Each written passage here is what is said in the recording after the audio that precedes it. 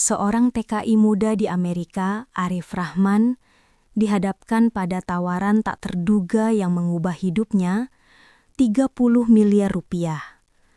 Imbalan fantastis itu disodorkan oleh majikannya yang kaya raya, asalkan Arif mau membawa Emily, gadis cantik, buta, dan lumpuh yang telah dirawatnya bertahun-tahun, pergi jauh dari rumah mereka ke Indonesia dan merawatnya selamanya.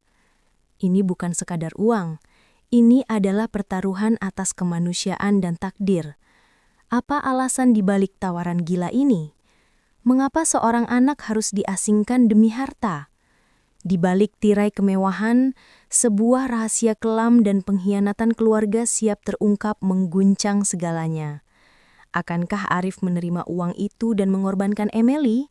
Atau ia akan menemukan kebenaran yang lebih besar dari sekadar harta? Kisah ini bukan hanya tentang pengorbanan, tetapi juga tentang cinta sejati dan kekuatan hati yang diuji di tengah intrik gelap. Siapkah Anda mengikuti perjalanan Arif mengungkap fakta yang mengguncang jiwa?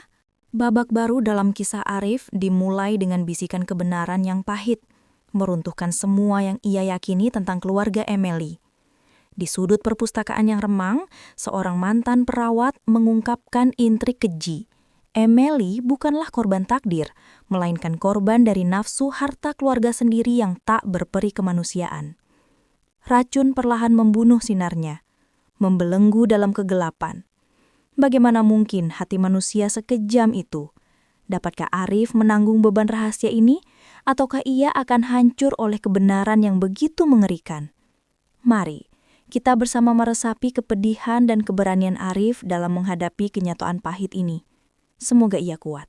Di jantung kota Texas yang riuh, tersembunyi sebuah kisah tentang pengabdian dan takdir yang tak terduga. Namanya Arif Rahman, seorang pemuda Tegal, Jawa Tengah yang merantau jauh ke negeri Paman Sam dengan bekal doa dan semangat pantang menyerah. Selama 3 tahun terakhir, Arif mengemban tugas mulia sebagai perawat pribadi Emily, putri tunggal keluarga Hansen yang terpandang dan kaya raya.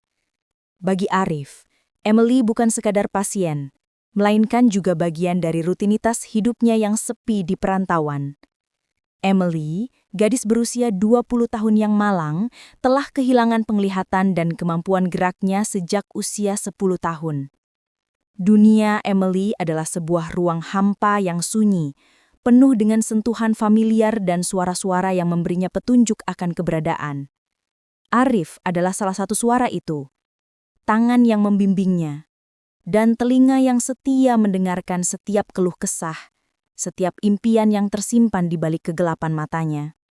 Setiap pagi, Arif dengan telaten memandikan Emily, menyuapinya, mengajaknya berbicara tentang hal-hal sepele, atau sekadar membacakan buku yang Emily minta. Orang tua Emily, sepasang lansia yang sudah renta, hanya bisa pasrah melihat kondisi putri sematawayang mereka. Beban merawat Emily yang nyaris tak berdaya sudah terlalu berat untuk pundak mereka yang keriput. Arif melakukan semuanya dengan keikhlasan yang tulus. Ia melihat Emily bukan sebagai beban, melainkan sebagai jiwa yang membutuhkan kehangatan dan perhatian. Terkadang ia mendapati Emily menangis dalam diam, meratapi nasibnya yang terkunci dalam tubuh yang tak berfungsi. Pada saat-saat seperti itu, Arif akan duduk di sampingnya, menggenggam tangannya, dan mengucapkan kata-kata penghiburan dengan suara lembut. Emily, Anda tidak sendirian. Ada saya di sini. Kalimat sederhana itu seringkali cukup untuk menenangkan Emily. Namun, ketenangan itu tiba-tiba terusik. Suatu malam, setelah makan malam yang hening, Tuan dan Nyonya Hansen memanggil Arif ke ruang keluarga. Aroma kayu bakar dari perapian mengisi ruangan, menciptakan suasana hangat yang kontras dengan ketegangan yang menyelimuti Arif. Malam itu, setelah Tuan dan Nyonya Hansen memberikan tawaran yang menggiurkan sekaligus membingungkan itu, Arif kembali ke kamarnya dengan hati yang kalut. Angka 30 miliar rupiah terus berdengung di telinganya. Sebuah melodi menggoda yang bisa mewujudkan segala impian masa depannya. Impian untuk membangun rumah megah bagi orang tua di Tegal, membuka usaha sendiri, dan tak perlu lagi menjadi perantau. Kemiskinan yang selalu ia rasakan kini diambang pintu untuk lenyap. Namun, di balik kegembiraan sesaat itu, ada suara lain yang berbisik dalam hati Arif. Suara hati nuraninya. Emily. Wajah polos gadis itu terbayang-bayang. Ia telah merawat Emily selama 3 tahun. Bukan karena uang, tetapi karena ia melihat Emily sebagai sesama manusia yang membutuhkan uluran tangan. Bagaimana mungkin ia hanya melihat Emily sebagai paket yang harus ia bawa pergi demi imbalan? Apakah ini bukan pengkhianatan terhadap kepercayaan yang telah Emily berikan padanya? Arif mencoba menenangkan dirinya. Ia duduk di tepi ranjang, menarik napas dalam-dalam. Ini aneh, gumamnya pada diri sendiri. Mengapa keluarga Hansen yang begitu kaya dan memiliki segalanya justru ingin menyerahkan putri sematawayangnya kepada seorang TKI jauh dari negaranya dengan imbalan sebesar itu? Bukankah seharusnya Emily mendapatkan perawatan terbaik di Amerika dengan fasilitas medis dan tenaga ahli yang tak terbatas? Pertanyaan-pertanyaan itu terus berputar di kepala Arif, tak memberinya istirahat. Ia merasa seperti menabrak dinding.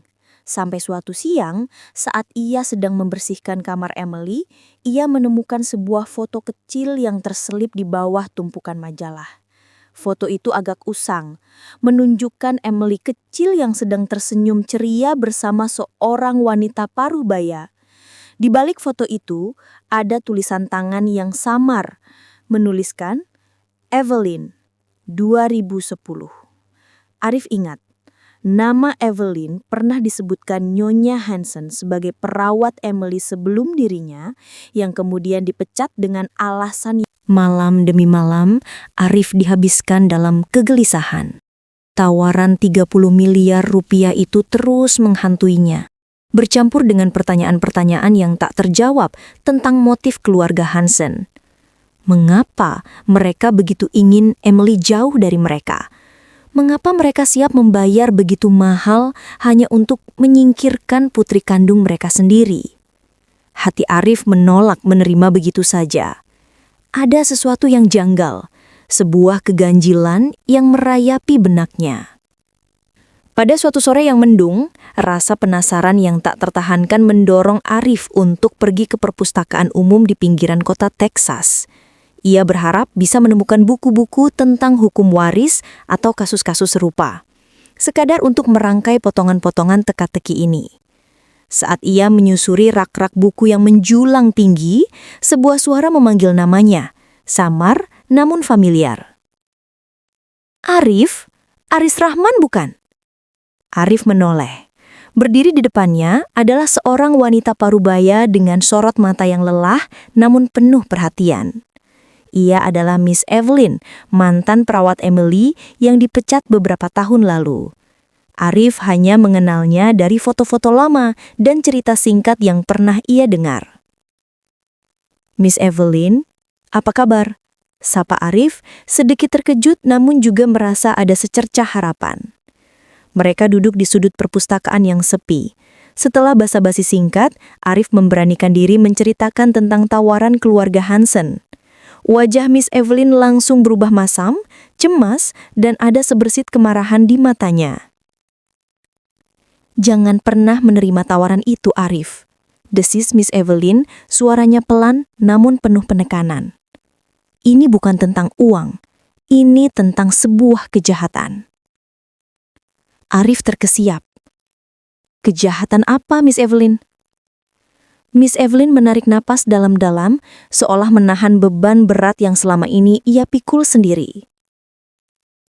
Emily, dia tidak lumpuh dan buta karena demam biasa. Itu semua bohong. Emily adalah korban sabotase. Jantung Arif serasa berhenti berdetak. Sabotase? Kata itu menusuk telinganya. Dulu, saat Emily masih berusia sekitar 10 tahun, dia adalah anak yang ceria dan sangat pintar. Tapi ada orang-orang yang tidak menginginkan Emily menjadi pewaris harta keluarga Hansen. Mereka tahu Emily adalah satu-satunya anak tuan dan Nyonya Hansen dan dia akan mewarisi segalanya. Miss Evelyn menjelaskan bahwa beberapa anggota keluarga besar ayah Emily yang serakah dan iri hati secara diam-diam memberikan obat-obatan tertentu kepada Emily. Obat-obatan itu yang awalnya disamarkan sebagai vitamin atau penambah nafsu makan, perlahan-lahan merusak jaringan syaraf mata dan sumsum tulang belakang Emily. Proses itu memakan waktu beberapa bulan, hingga akhirnya Emily benar-benar kehilangan penglihatan dan kemampuannya untuk bergerak. Tuan dan Nyonya Hansen terlalu lemah, dan mungkin terlalu naif untuk melihat kejahatan ini. Atau mungkin mereka terlalu takut untuk melawan keluarga besar mereka sendiri. Mereka hanya bisa pasrah melihat putri mereka perlahan hancur. Miss Evelyn sendiri dipecat karena ia mulai curiga dan mencoba menyelidiki. Kebenaran itu menghantam Arif seperti badai. Emily, gadis manis yang begitu tabah dalam kegelapannya, ternyata adalah korban dari intrik keji keluarganya sendiri. Air mata Arif menetes bukan karena kasihan, melainkan karena amarah yang membakar. Tawaran 30 miliar itu kini terasa seperti harga untuk menutup mulut, untuk membuang Emily jauh-jauh agar aib keluarga tidak terungkap.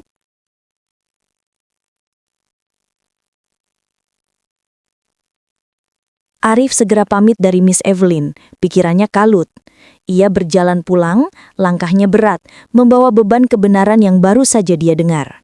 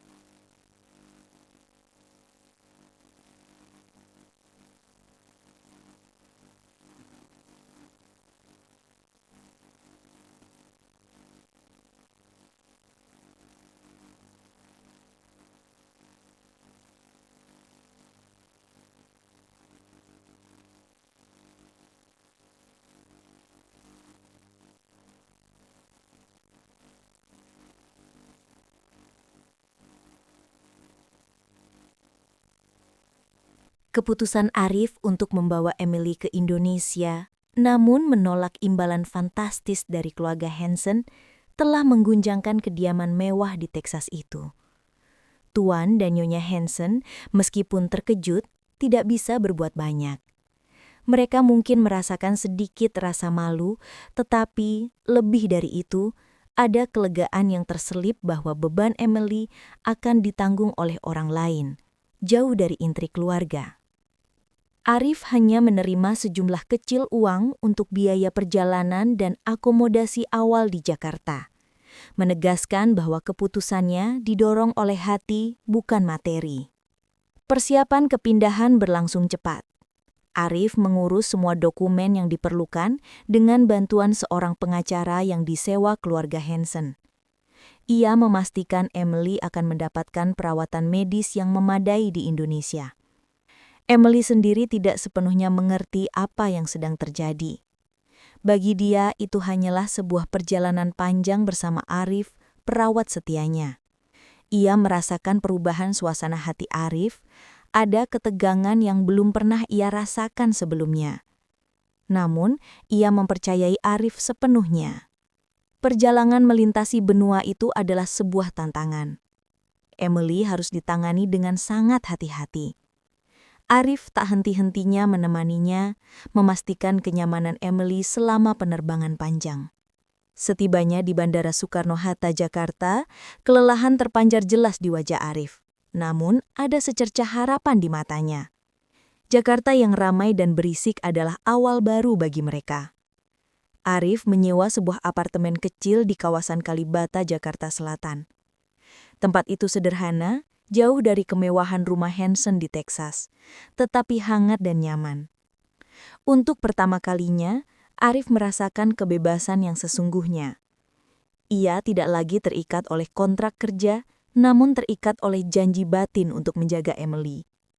Beberapa minggu pertama di Jakarta adalah masa adaptasi bagi Emily. Ia harus membiasakan diri dengan suara-suara baru, aroma makanan yang berbeda, dan bahasa yang asing di telinganya. Arif dengan sabar menjadi jembatan antara Emily dan dunia barunya. Ia memperkenalkan Emily pada masakan Indonesia, membacakan buku-buku berbahasa Inggris dari perpustakaan lokal, dan mengajaknya mendengarkan lantunan musik tradisional. Namun di balik semua kehangatan itu, ada beban berat yang Arif pendam. Rahasia tentang kondisi Emily yang sebenarnya terus menghantuinya. Ia tahu Emily layak mengetahui kebenaran, tetapi ia juga takut bagaimana gadis itu akan bereaksi. Emily terlihat mulai membaik secara mental, lebih tenang dan lebih sering tersenyum. Apakah ini waktu yang tepat? Suatu sore saat Arif sedang menyuapi Emily makan malam, Emily tiba-tiba bertanya dengan suara lirih yang menembus hati Arif. "Arif, aku sudah di Indonesia. Apakah aku akan sembuh di sini?" Pertanyaan itu adalah pemicu bagi Arif. Ia tahu ia tidak bisa lagi menunda. Dengan tangan bergetar, Arif meletakkan sendok. Ia meraih tangan Emily, menggenggamnya erat.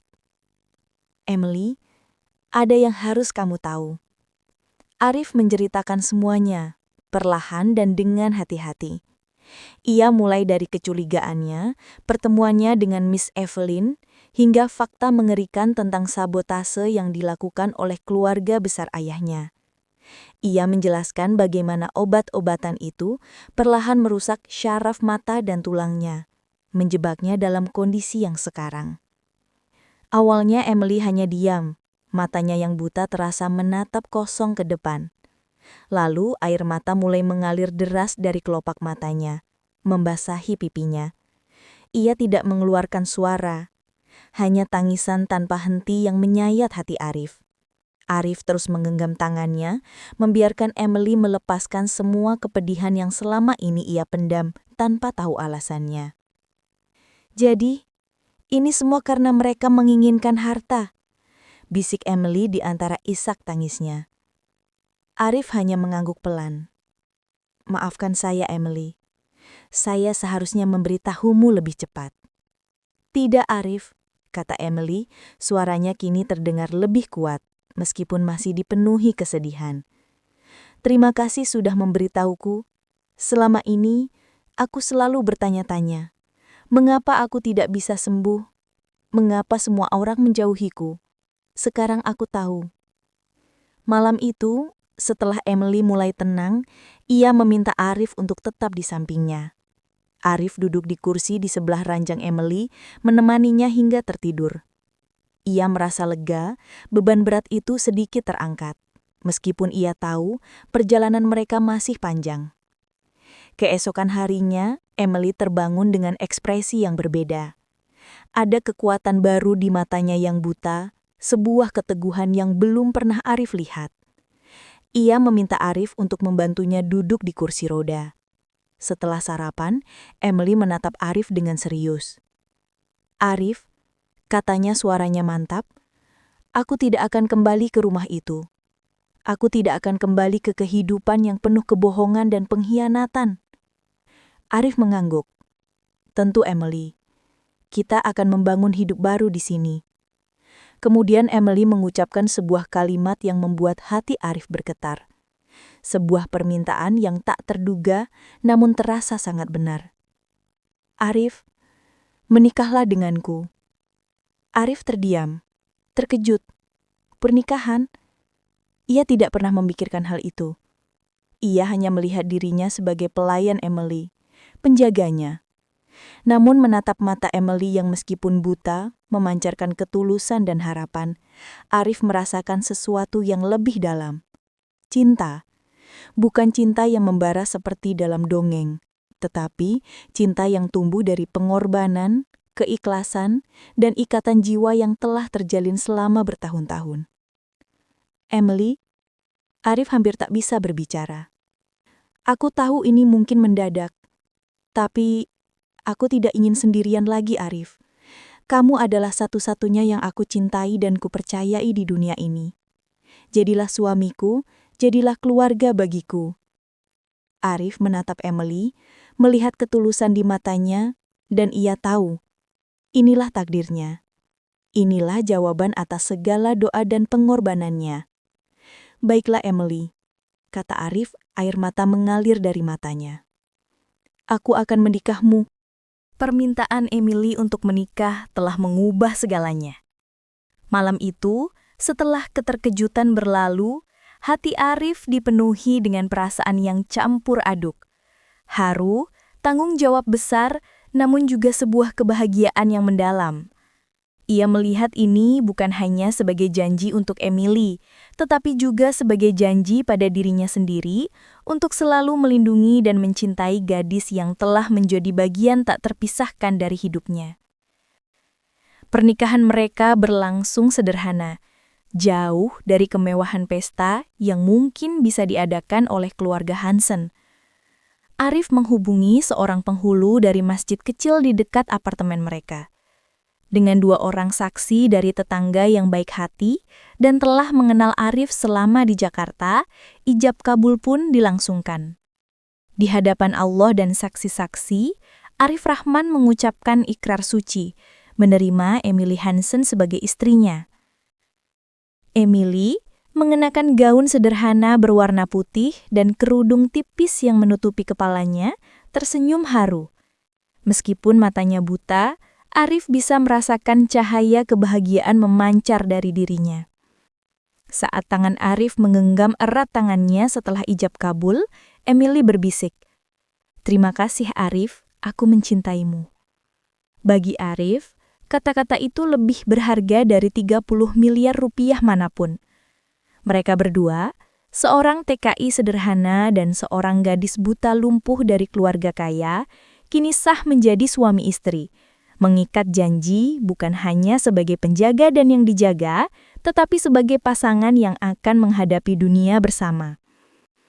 Kehidupan baru sebagai suami istri dimulai di apartemen sederhana itu. Arif kini tak hanya menjadi perawat, tetapi juga seorang suami yang berdedikasi. Ia belajar banyak hal baru, seperti cara memahami kebutuhan emosional Emily yang lebih dalam dan bagaimana menjadi penopang bagi jiwanya yang rapuh namun kuat. Mereka menciptakan rutinitas baru, saling berbagi cerita, tawa, dan sesekali air mata. Beberapa minggu setelah pernikahan, sebuah kabar duka datang dari Texas. Orang tua Emily, Tuan dan Nyonya Hansen, meninggal dunia dalam jarak yang berdekatan. Hati Emily terasa hampa, meskipun ia tahu bahwa ia telah menerima takdirnya dan telah memiliki Arif di sisinya. Namun itu adalah akhir dari ikatan darah yang tersisa. Kabar kematian orang tua Emily juga membuka pintu bagi intrik keluarga besar ayahnya. Dengan cepat, mereka mengambil alih semua aset dan harta warisan. Secara resmi, mereka mencoret nama Emily dari silsilah keluarga, menjadikannya seolah-olah tidak pernah ada. Semua hak warisan Emily dicabut, tanpa ampun. Bagi mereka, Emily telah dibuang, dan kini tidak lagi memiliki klaim atas kekayaan keluarga. Arif dan Emily tidak terlalu peduli dengan kehilangan materi itu. Mereka punya satu sama lain, dan itu sudah. Kisah Arif Rahman dan Emily Hansen adalah sebuah ode tentang kekuatan cinta, keikhlasan, dan makna sejati di balik ujian hidup. Emily, yang dulunya adalah korban intrik dan nafsu duniawi keluarganya, kini telah menemukan kedamaian dan tujuan hidup yang lebih besar. Ia berhasil merilis audiobook perdananya yang berjudul Menulis Dalam Gelap, sebuah karya yang menyentuh jiwa dan menginspirasi ribuan orang di seluruh dunia. Kisahnya menjadi bukti nyata bahwa keterbatasan fisik bukanlah penghalang untuk berkarya.